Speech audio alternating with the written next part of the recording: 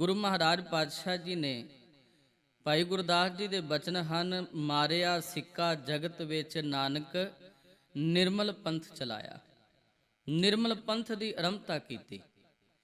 निर्मल पंथ तो भाव है साध संगत कि जिथे धर्म के लोग धर्म के नाम ते लुट खसुट कर रहे ने, राजनीतिक लोग लोगों के नाल बहुत ज़्यादा धक्का कर रहे ने, जुल्म कर रहे ने, ते सतगुरु महाराज पातशाह जी ने उन्हां लोकां नूं धर्म धार्मिक भेदभाव ऊच नीच के बंधनां दे विचों कढ़िया।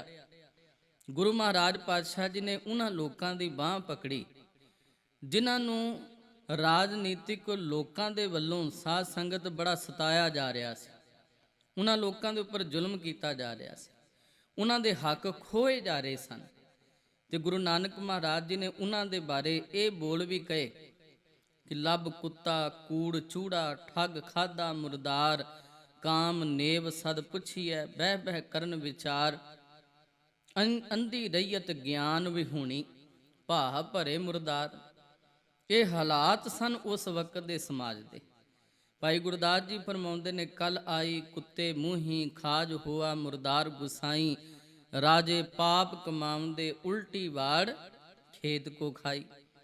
गुरु नानक महाराज पातशाह जी ने ऐसी लुट तो धार्मिक लोगों या राजनीतिक लोगों के ऐसे भरमां तो कर्म कांडां तो गुरु महाराज पातशाह गुरु नानक साहब जी ने कढ़िया, उन्हां लोगों की बांह फड़ी।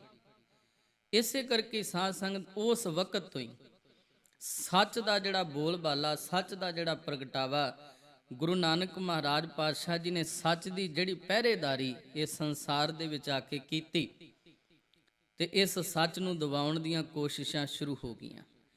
चाहे बटाले की धरती ते गुरु नानक साहब जी दे विआह दे वक्त वो समा सी जदों कंध डेक के गुरु नानक महाराज नूं कंध हेठां दबा के मारन की कोशिश की जान लगी सी।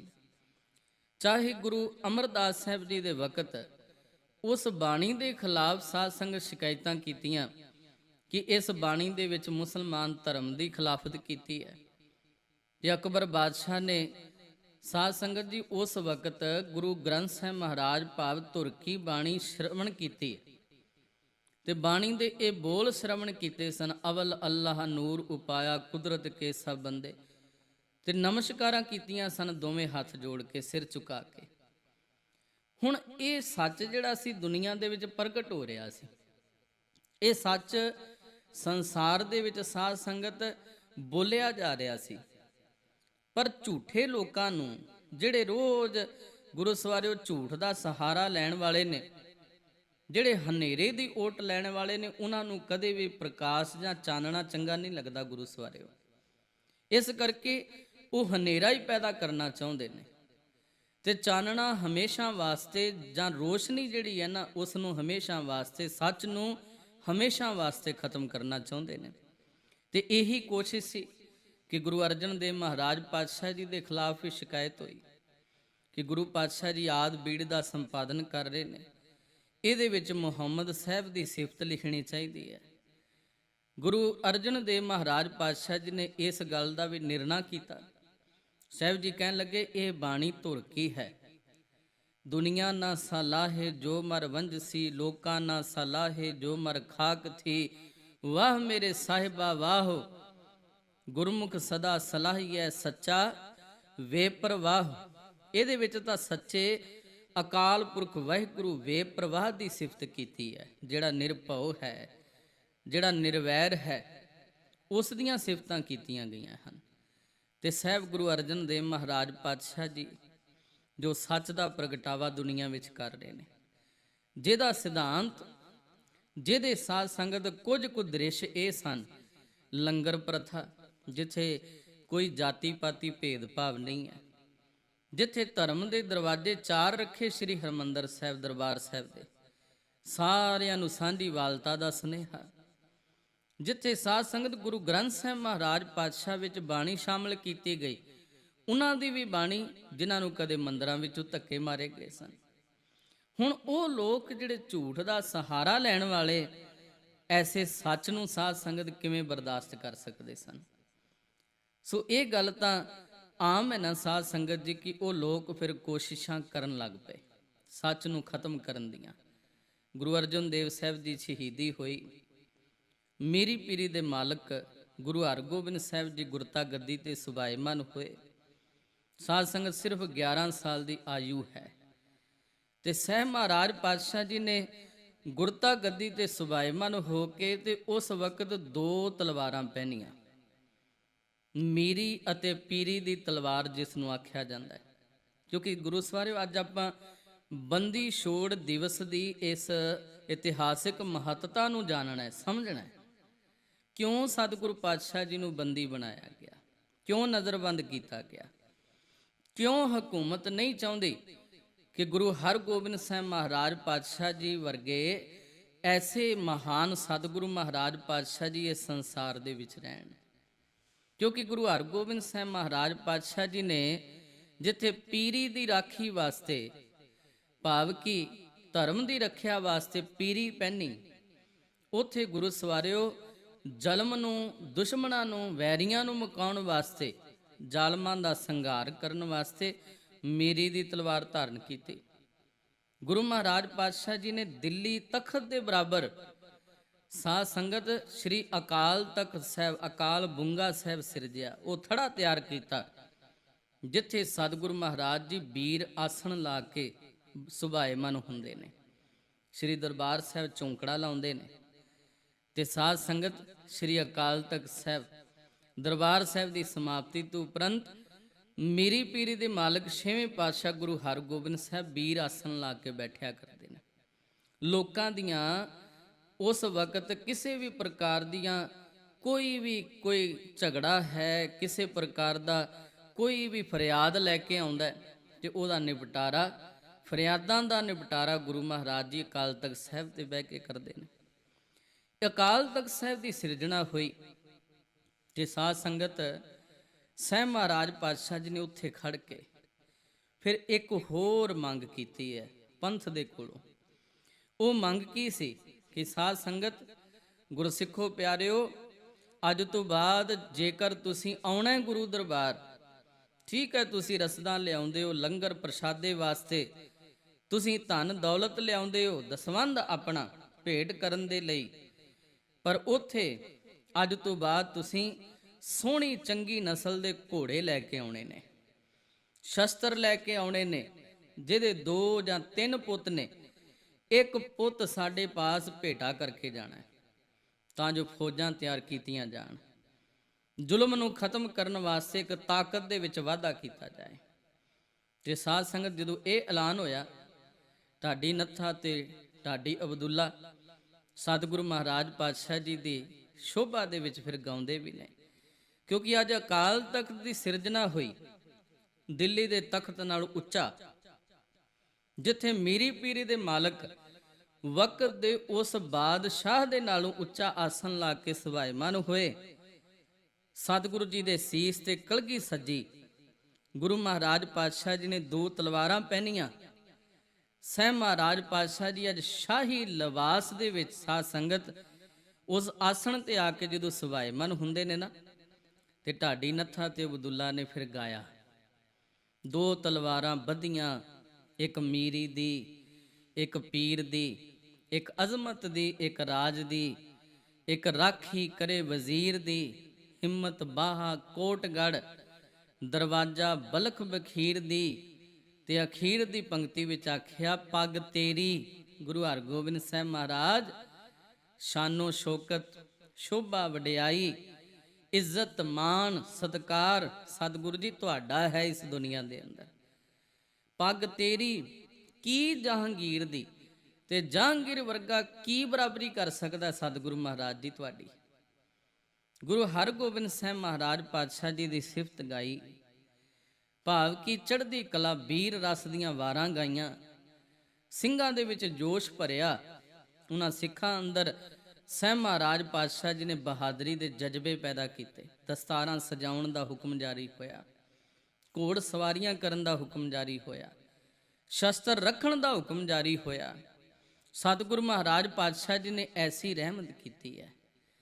ਤੇ ਸਾਧ ਸੰਗਤ ਹੁਣ ਵਕਤ ਦੀ ਹਕੂਮਤ ਨੂੰ ਐਸੀ ਚੜ੍ਹਦੀ ਕਲਾ, ਐਸੀ ਇੱਕ ਬਿਲਕੁਲ ਬਰਾਬਰ ਦੀ ਤਾਕਤ ਕਿਵੇਂ ਬਰਦਾਸ਼ਤ ਹੋ ਸਕਦੀ ਸੀ।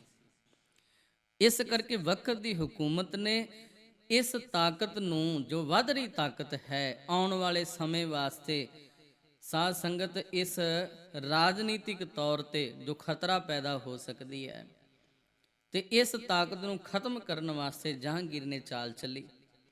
ਗੁਰੂ ਹਰਗੋਬਿੰਦ ਸਾਹਿਬ ਮਹਾਰਾਜ ਪਾਤਸ਼ਾਹ ਜੀ ਨੂੰ ਕੋਈ ਵਿਚਾਰ ਕਰਨ ਦਾ ਸੱਦਾ ਦਿੱਤਾ ਤੇ ਦਿੱਲੀ ਬੁਲਾਇਆ।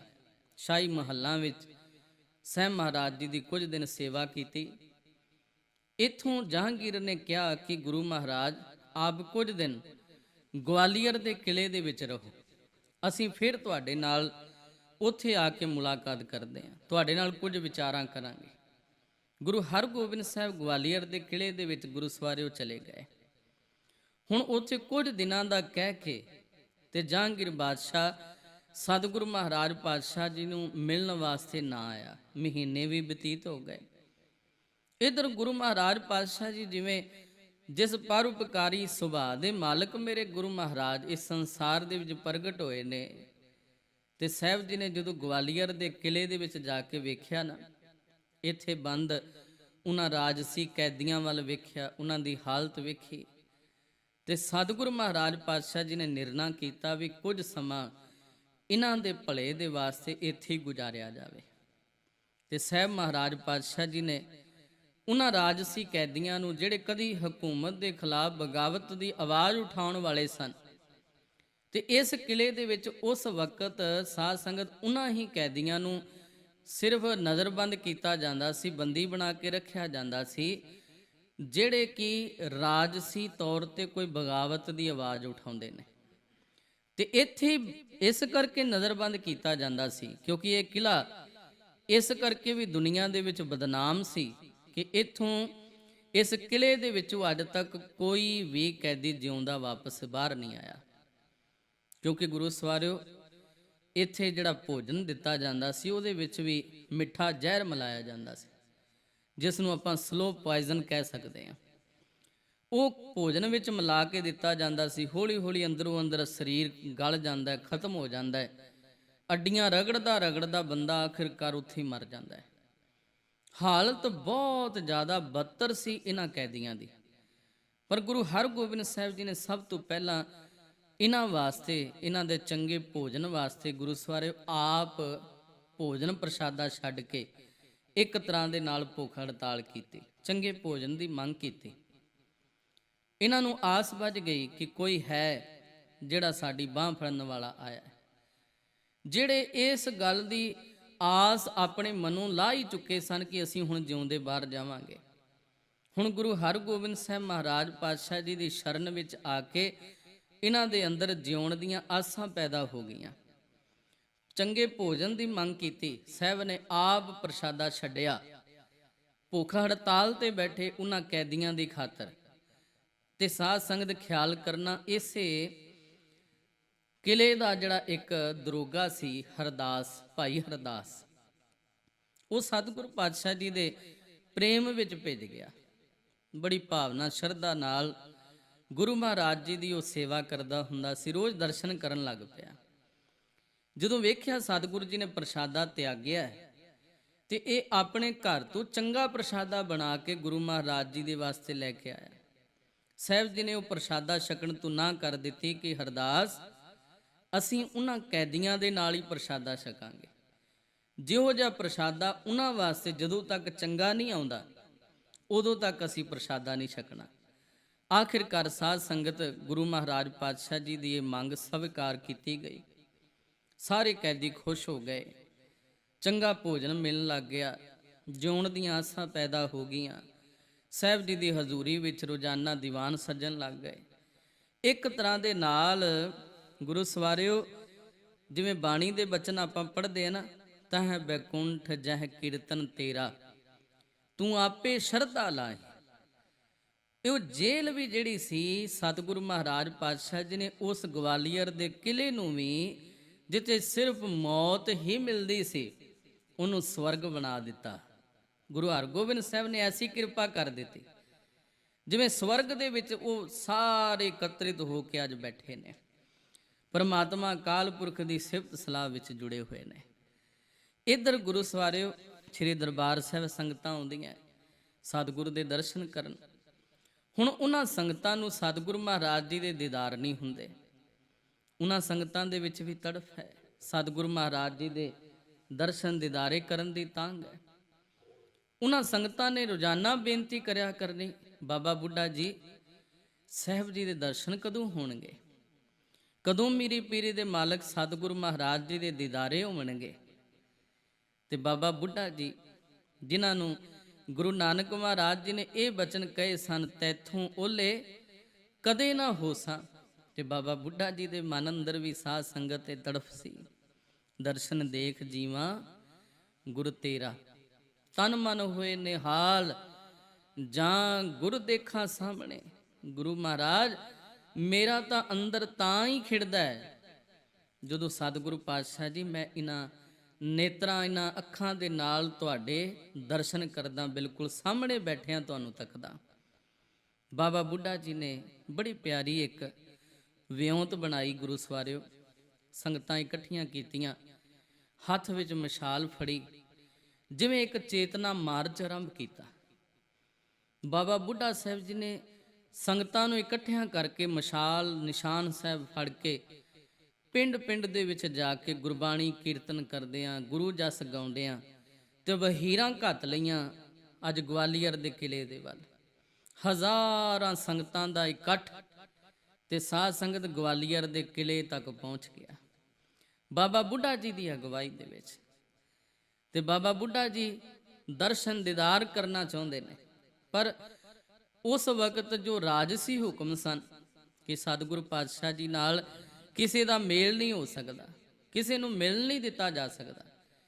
ਸਾਰੀਆਂ ਸੰਗਤਾਂ ਨੇ ਕਿਲੇ ਦੀਆਂ ਪਰਿਕਰਮਾ ਕੀਤੀਆਂ, ਗੁਰੂ ਸਵਾਰੇ ਉੱਥੇ ਖੜ ਕੇ ਅਰਦਾਸ ਕੀਤੀ ਗੁਰੂ ਮਹਾਰਾਜ ਪਾਤਸ਼ਾਹ ਜੀ ਦੇ ਇੱਥੇ ਹੋਣ ਤੇ ਉਹਨਾਂ ਉਸ ਧਰਤੀ ਨੂੰ, ਉਸ ਮਿੱਟੀ ਨੂੰ ਚੁੱਕ ਕੇ ਮਸਤਕ ਨਾਲ ਛੁਹਾਇਆ ਕਿ ਸਤਿਗੁਰੂ ਮਹਾਰਾਜ ਪਾਤਸ਼ਾਹ ਜੀ ਦੀ ਇਸ ਧਰਤੀ ਤੇ ਚਰਨ ਪਏ ਨੇ। ਇਹ ਆਪਣਾ ਪਿਆਰ ਪ੍ਰਗਟ ਕੀਤਾ, ਭਾਵਨਾ ਪ੍ਰਗਟ ਕੀਤੀ ਸਾਰੀਆਂ ਸੰਗਤਾਂ ਨੇ। ਤੇ ਅੱਜ ਵੀ ਗੁਰੂ ਸਵਾਰਿਓ ਬਾਬਾ ਬੁੱਢਾ ਸਾਹਿਬ ਜੀ ਵੱਲੋਂ ਜੋ ਆਰੰਭ ਕੀਤੀ ਹੋਈ ਉਹ ਸ਼ਬਦ ਚੌਂਕੀ ਸ੍ਰੀ ਦਰਬਾਰ ਸਾਹਿਬ ਦੀਆਂ ਪਰਿਕਰਮਾ ਵਿੱਚ ਅੱਜ ਵੀ ਕੱਢੀ ਜਾਂਦੀ ਹੈ। ਦਰਬਾਰ ਸਾਹਿਬ ਜੀ ਦੇ ਦਿਉੜੀ ਤੇ ਆ ਕੇ ਅਰਦਾਸ ਸਮਾਪਤੀ ਹੁੰਦੀ ਹੈ। ਉਹ ਪ੍ਰੇਮ, ਉਹ ਭਾਵਨਾ, ਗੁਰੂ ਦੇ ਦਰਸ਼ਨਾਂ ਦੀ ਉਹ ਤਾਂਘ ਨੂੰ ਪੈਦਾ ਕਰਨ ਵਾਲੀ ਉਹ ਚੌਂਕੀ। ਨਮਸਕਾਰ ਐਸੇ ਗੁਰਸਿੱਖਾਂ ਨੂੰ। ਸੋ ਸਾਧ ਸੰਗਤ ਇੱਧਰ ਸਤਿਗੁਰੂ ਮਹਾਰਾਜ ਪਾਤਸ਼ਾਹ ਜੀ ਕਿਰਪਾ ਕਰ ਰਹੇ ਨੇ। ਹਕੂਮਤ ਇਹ ਗੱਲ ਜਾਣਦੀ ਹੈ, ਇਹ ਲੋਕ ਇਹ ਸਮਝਦੇ ਨੇ ਕਿ ਗੁਰੂ ਹਰਗੋਬਿੰਦ ਸਾਹਿਬ ਮਹਾਰਾਜ ਪਾਤਸ਼ਾਹ ਜੇਕਰ ਇਸ ਕਿਲੇ ਤੋਂ ਬਾਹਰ ਆ ਗਏ ਤੇ ਸਾਡੇ ਵਾਸਤੇ ਖਤਰਾ ਹੈ, ਫਿਰ ਸਾਡਾ ਇੱਥੇ ਇਸ ਧਰਤੀ ਦੇ ਬਹੁਤਾ ਲੰਮਾ ਸਮਾਂ ਰਾਜ ਨਹੀਂ ਰਹਿਣਾ। ਇਸੇ ਕਰਕੇ ਇੱਕ ਹੋਰ ਚਾਲ ਚੱਲੀ, ਚੰਦੂ ਦੇ ਬੇਟੇ ਦੇ ਰਾਹੀਂ, ਚੰਦੂ ਦੇ ਪੁੱਤਰ ਦੇ ਰਾਹੀਂ ਸਾਧ ਸੰਗਤ ਇੱਕ ਐਸਾ ਚੋਲਾ ਭੇਜਿਆ ਜਿਹਦੀਆਂ ਤੰਦਾਂ ਦੇ ਵਿੱਚ ਜ਼ਹਿਰ ਸੀ, ਉਹਦੇ ਤਾਗਿਆਂ ਦੇ ਵਿੱਚ ਜ਼ਹਿਰ ਸੀ ਕਿ ਸਰੀਰ ਨੂੰ ਪਸੀਨਾ ਆਵੇ, ਇਹ ਜ਼ਹਿਰ ਸਰੀਰ ਦੇ ਅੰਦਰ ਰਸ ਜਾਏ, ਜਿਹੜਾ ਇਹ ਚੋਲਾ ਪਹਿਨੇਗਾ ਤੇ ਉਸ ਦੀ ਇਸ ਜ਼ਹਿਰ ਦੇ ਨਾਲ ਮੌਤ ਹੋ ਜਾਏ। ਸਾਧ ਸੰਗਤ ਸਤਿਗੁਰੂ ਮਹਾਰਾਜ ਪਾਤਸ਼ਾਹ ਜੀ ਨੂੰ ਸੱਚ ਪਤਾ ਲੱਗਾ, ਸਾਹਿਬ ਜੀ ਨੇ ਇਹ ਚੋਲਾ ਵੀ ਪਹਿਨਣ ਤੋਂ ਇਨਕਾਰ ਕਰ ਦਿੱਤਾ। ਦਰੋਗਾ ਹਰਦਾਸ ਗੁਰੂ ਸਵਾਰਿਓ ਇਹਨਾਂ ਗੱਲਾਂ ਕਰਕੇ ਬਹੁਤ ਸਤਿਗੁਰੂ ਮਹਾਰਾਜ ਪਾਤਸ਼ਾਹ ਜੀ ਦੇ ਨੇੜੇ ਸੀ। ਇਹ ਹਮੇਸ਼ਾ ਗੁਰੂ ਮਹਾਰਾਜ ਪਾਤਸ਼ਾਹ ਜੀ ਦੇ ਚਰਨਾਂ ਦੇ ਵਿੱਚ ਇਹੀ ਅਰਦਾਸਾਂ ਕਰਦਾ ਸੀ ਕਿ ਸਤਿਗੁਰੂ ਮਹਾਰਾਜ ਜੀ ਰਿਹਾ ਹੋਣ, ਹੋਰਨਾਂ ਦੇ ਉੱਪਰ ਪਰਉਪਕਾਰ ਕਰਨ। ਦੁਨੀਆ ਨੂੰ ਤਾਰਨ ਵਾਲੇ ਗੁਰੂ ਮਹਾਰਾਜ ਪਾਤਸ਼ਾਹ ਕਿਸੇ ਨਾ ਕਿਸੇ ਤਰੀਕੇ ਇਸ ਕਿਲੇ ਦੇ ਵਿੱਚੋਂ ਬਾਹਰ ਚਲੇ ਜਾਣ। ਪਰ ਇੱਧਰ ਜਹਾਂਗੀਰ ਸਾਧ ਸੰਗਤ ਬੇਚੈਨ ਹੋਣ ਲੱਗ ਪਿਆ। ਰਾਤ ਨੂੰ ਘਬਰਾਹਟ ਦੇ ਵਿੱਚ ਉੱਠਦਾ ਹੈ, ਸੁਪਨੇ ਦੇ ਵਿੱਚ ਇਹਨੂੰ ਬੱਬਰ ਸ਼ੇਰ ਦਿਖਾਈ ਦਿੰਦੇ ਆ, ਜਿਵੇਂ ਛਾਤੀ ਦੇ ਉੱਪਰ ਸ਼ੇਰ ਆ ਗਿਆ। ਇਤਿਹਾਸਕਾਰ ਲਿਖਦੇ ਬਾਬਾ ਬਿਧੀ ਚੰਦ ਜੀ ਕੁਝ ਹੋਰ ਸਿੱਖ ਕਿਲੇ ਦੇ ਵਿੱਚ ਜਾ ਕੇ ਇਸ ਜਹਾਂਗੀਰ ਦੇ ਦਰਬਾਰ ਦੇ ਵਿੱਚ ਜਾ ਕੇ ਨਾ ਸ਼ਾਹੀ ਮਹੱਲਾਂ ਵਿੱਚ, ਤੇ ਉਸ ਨੂੰ ਰਾਤ ਨੂੰ ਜਾ ਕੇ ਡਰਾ ਕੇ ਆਉਂਦੇ ਸਨ। ਤੇ ਜਹਾਂਗੀਰ ਦੇ ਮਨ ਅੰਦਰ ਐਸਾ ਖੌਫ ਪੈਦਾ ਹੋ ਗਿਆ ਕਿ ਮੈਂ ਮਰ ਜਾਵਾਂਗਾ, ਮੇਰਾ ਹੁਣ ਬਚਾ ਨਹੀਂ ਹੈ। ਉਹ ਇਸੇ ਘਬਰਾਹਟ, ਇਸੇ ਖੌਫ ਦੇ ਕਰਕੇ ਇੱਕ ਤਰ੍ਹਾਂ ਦਾ ਰੋਗੀ ਬਣ ਗਿਆ। ਆਪਣੇ ਸ਼ਾਹੀ ਹਕੀਮ ਨੂੰ ਪੁੱਛਦਾ, ਵਜ਼ੀਰ ਖਾਨ ਨੂੰ, ਕੋਈ ਇਲਾਜ ਕਰ ਦਿਓ। ਸ਼ਾਹੀ ਹਕੀਮ ਨੇ ਨਾ ਕਰ ਦਿੱਤੀ, ਕਹਿੰਦੇ ਕੋਈ ਇਲਾਜ ਨਹੀਂ ਹੈ। ਸਾਈਂ ਮੀਆਂ ਮੀਰ ਜੀ ਰੱਬ ਦੇ ਪਿਆਰਿਆਂ ਨੂੰ, ਰੱਬ ਦੇ ਫਕੀਰਾਂ ਨੂੰ ਬੁਲਾਇਆ ਗਿਆ ਤੇ ਸਾਈਂ ਮੀਆਂ ਮੀਰ ਜੀ ਨੇ ਇੱਕੋ ਗੱਲ ਆਖੀ, ਜਹਾਂਗੀਰ ਤੇਰਾ ਇਲਾਜ ਇਸੇ ਗੱਲ ਦੇ ਵਿੱਚ ਹੈ ਕਿ ਤੂੰ ਗੁਰੂ ਹਰਗੋਬਿੰਦ ਸਾਹਿਬ ਨੂੰ ਰਿਹਾ ਕਰ ਦੇ। ਬੇਦੋਸ਼ੀਆਂ ਨੂੰ ਤੂੰ ਨਜ਼ਰਬੰਦ ਕਰਕੇ ਰੱਖਿਆ, ਤੂੰ ਕੈਦ ਕਰਕੇ ਰੱਖਿਆ, ਉਹਨਾਂ ਦਾ ਕੋਈ ਗੁਨਾਹ ਨਹੀਂ, ਕੋਈ ਦੋਸ਼ ਨਹੀਂ, ਇਸੇ ਕਰਕੇ ਤੂੰ ਰੋਗੀ ਹੋ ਗਿਆ ਤੇ ਤੇਰਾ ਇਲਾਜ ਇਹੀ ਹੈ ਕਿ ਗੁਰੂ ਹਰਗੋਬਿੰਦ ਸਾਹਿਬ ਮਹਾਰਾਜ ਪਾਤਸ਼ਾਹ ਜੀ ਨੂੰ ਕਿਲੇ ਵਿੱਚੋਂ ਰਿਹਾ ਕਰ। ਜਹਾਂਗੀਰ ਮੰਨ ਗਿਆ, ਰਿਹਾਈ ਦੇ ਹੁਕਮ ਦਿੱਤੇ। ਫਰਮਾਨ ਪਹੁੰਚਿਆ ਸਾਧ ਸੰਗਤ ਕਿਲੇ ਦੇ ਵਿੱਚ, ਪਰ ਗੁਰੂ ਮਹਾਰਾਜ ਪਾਤਸ਼ਾਹ ਜੀ ਦੀ ਰਿਹਾਈ ਦੀ ਖਬਰ ਸੁਣ ਕੇ ਸਾਰੇ ਕੈਦੀ ਸਤਿਗੁਰ ਦੇ ਚਰਨੀ ਟਹਿ ਪਏ। ਵੇਖੋ ਸਤਿਗੁਰ ਪਾਤਸ਼ਾਹ ਜੀ ਦਾ ਪਰਉਪਕਾਰ। ਸਾਧ ਸੰਗਤ, ਸਤਿਗੁਰ ਸਭਨਾਂ ਦਾ ਭਲਾ ਮਨਾਏਂਦਾ, ਤਿਸ ਦਾ ਬੁਰਾ ਕਿਉਂ ਹੋਏ। ਸਤਿਗੁਰ ਸਿੱਖ ਕੀ ਕਰੈ ਪ੍ਰਤਪਾਲ, ਸੇਵਕ ਕਉ ਗੁਰ ਸਦਾ ਦਿਆਲ। ਐਸਾ ਸੁਭਾਅ ਹੈ ਗੁਰੂ ਮਹਾਰਾਜ ਪਾਤਸ਼ਾਹ ਜੀ ਦਾ। ਕੈਦੀ ਕਹਿਣ ਲੱਗੇ, ਸਾਹਿਬ ਜੀ ਜਿਉਣ ਦੀਆਂ ਆਸਾਂ ਮਨ ਵਿੱਚ ਜਗਾ ਕੇ ਆਪ ਤੁਰ ਚੱਲੇ ਹੋ ਇੱਥੋਂ, ਸਾਡਾ ਕੀ ਬਣੇਗਾ? ਅਸੀਂ ਤਾਂ ਫਿਰ ਉਸੇ ਮੌਤ ਨੂੰ ਯਾਦ ਕਰਕੇ ਤੇ ਇੱਥੇ ਹੀ ਮਰ ਜਾਵਾਂਗੇ, ਖਤਮ ਹੋ ਜਾਵਾਂਗੇ। ਸਾਡੇ ਨਾਲ ਤੇ ਉਹੀ ਕੁਝ ਬੀਤਣਾ ਜੋ ਪਹਿਲਾਂ ਸੀ। ਸਤਿਗੁਰੂ ਜੀ ਤੁਸੀਂ ਨਾ ਜਾਓ। ਗੁਰੂ ਪਾਤਸ਼ਾਹ ਜੀ ਨੇ ਫਰਮਾਨ ਵਾਪਸ ਮੋੜ ਦਿੱਤਾ ਵੀ ਅਸੀਂ ਕਿਲੇ ਵਿੱਚੋਂ ਬਾਹਰ ਨਹੀਂ ਆਉਣਾ। ਇੱਕ ਸ਼ਰਤ ਹੈ ਕਿ ਸਤਿਗੁਰੂ ਮਹਾਰਾਜ ਪਾਤਸ਼ਾਹ ਜੀ ਨੇ ਇਹ ਕਿਹਾ ਕਿ ਅਸੀਂ ਬਾਕੀ ਕੈਦੀਆਂ ਦੇ ਨਾਲ ਬਾਹਰ ਆਵਾਂਗੇ। ਜੇ ਤੁਸੀਂ ਸਾਨੂੰ ਰਿਹਾ ਕਰਨਾ ਚਾਹੁੰਦੇ ਹੋ ਤੇ ਬਾਕੀਆਂ ਕੈਦੀਆਂ ਨੂੰ ਵੀ ਸਾਰਿਆਂ ਨੂੰ ਰਿਹਾ ਕਰੋ। ਜਹਾਂਗੀਰ ਨੇ ਕਹਿ ਦਿੱਤਾ, ਕਿਉਂਕਿ ਉਹਦੇ ਅੰਦਰ ਖੌਫ ਸੀ, ਡਰ ਸੀ, ਉਹ ਠੀਕ ਹੋਣਾ ਚਾਹੁੰਦਾ ਸੀ। ਤੇ ਜਹਾਂਗੀਰ ਨੇ ਕਹਿ ਦਿੱਤਾ ਕਿ ਗੁਰੂ ਹਰਗੋਬਿੰਦ ਸਾਹਿਬ ਮਹਾਰਾਜ ਜੀ ਦਾ ਪੱਲਾ ਫੜ ਕੇ, ਲੜ ਫੜ ਕੇ ਜਿਹੜਾ ਬਾਹਰ ਆ ਜਾਏਗਾ ਉਹਨੂੰ ਰਿਹਾ ਕਰ ਦਿੱਤਾ ਜਾਏਗਾ। ਉਸ ਵਕਤ ਦਰੋਗੇ ਹਰਦਾਸ ਦੇ ਰਾਹੀਂ ਸਾਧ ਸੰਗਤ ਸਤਿਗੁਰੂ ਮਹਾਰਾਜ ਜੀ ਨੇ 52 ਕਲੀਆਂ ਵਾਲਾ ਚੋਲਾ ਮੰਗਵਾਇਆ। ਇਹ ਚੋਲਾ ਜਿਹਦੀਆਂ 52 ਕਲੀਆਂ ਹਨ ਸਾਹਿਬ ਜੀ ਨੇ ਪਹਿਨਿਆ, ਕਿਉਂਕਿ 52 ਰਿਆਸਤਾਂ ਦੇ ਰਾਜੇ, ਉਹੀ ਰਿਆਸਤਾਂ ਦੇ ਰਾਜੇ ਸਾਧ ਸੰਗਤ ਦੀ ਯਾਦ ਕਰਕੇ ਵੇਖੋ, 22 ਧਾਰ ਦੇ ਰਾਜੇ ਉਹਨਾਂ ਦੇ ਪੁੱਤ ਪੋਤਰੇ ਹੈ। ਗੁਰੂ ਹਰਗੋਬਿੰਦ ਸਾਹਿਬ ਨੇ ਐਡਾ ਵੱਡਾ ਪਰਉਪਕਾਰ ਉਹਨਾਂ ਦੇ ਦਾਦੇ ਪੜਦਾਦਿਆਂ ਦੇ ਉੱਪਰ ਕੀਤਾ, ਪਰ ਉਹੀ ਜਿਹੜੇ ਪੁੱਤ ਪੋਤਰੇ ਬਾਅਦ ਵਿੱਚ ਗੁਰੂ ਗੋਬਿੰਦ ਸਿੰਘ ਮਹਾਰਾਜ ਪਾਤਸ਼ਾਹ ਜੀ ਦੇ ਖਿਲਾਫ ਜੰਗਾਂ ਲੜਦੇ ਰਹੇ। ਪਰ ਸਤਿਗੁਰੂ ਦਾ ਸੁਭਾਅ ਐਸਾ ਹੈ, ਸਾਹਿਬ ਮਹਾਰਾਜ ਪਾਤਸ਼ਾਹ ਜੀ ਕਦੇ ਵੀ ਇਸ ਵਿਚਾਰ ਵਾਲੇ ਨਹੀਂ।